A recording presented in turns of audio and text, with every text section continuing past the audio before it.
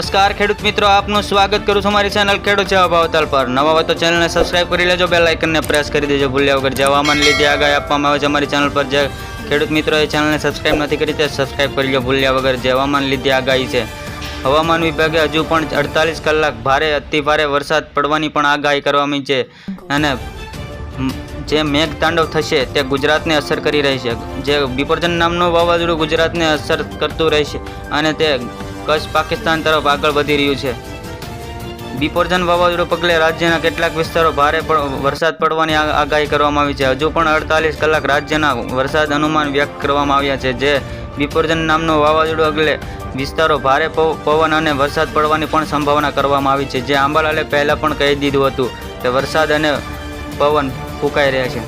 વાવાઝોડા બાદ વરસાદ, ભારે પવન અને સાથે વરસાદની કચ્છ જિલ્લાઓ માથે લોકો સમગ્ર વર્ષ દરમિયાન 71 પશુઓના મૃત્યુ થયા છે અને તે 33,000 હેક્ટર તેથી જમીન નુકસાન પામી છે। વાવાઝોડા બાદ ભારે પવન અને વરસાદની કચ્છ સૌરાષ્ટ્રના રસ્તા ધરાશાયી થયા છે।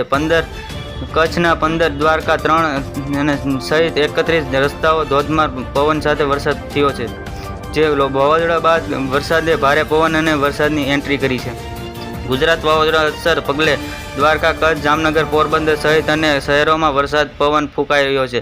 વાવાઝોડા અંગે 1 કલાકમાં 2 ઇંચ વરસાદ પડતા નિશાળો અને વિસ્તારોમાં પણ પાણી ઘૂસ્યા છે। ગુજરાત રાજ્યના આગામી 3 કલાક અતિ ભારે વરસાદ થવાની પણ સંભાવના કહેલી છે। જે કચ્છ અને ઉત્તર ગુજરાતને એલર્ટ જાહેર કરી દેવામાં આવ્યો છે। ગુજરાતના વાવાઝોડા અસર પગલે દ્વારકા, કચ્છ, જામનગર અને તેને સહિત એલર્ટ કરી દેવામાં આવ્યા છે। 2 ઇંચ જેટલો વરસાદ પડ્યો છે દ્વારકા, કચ્છમાં।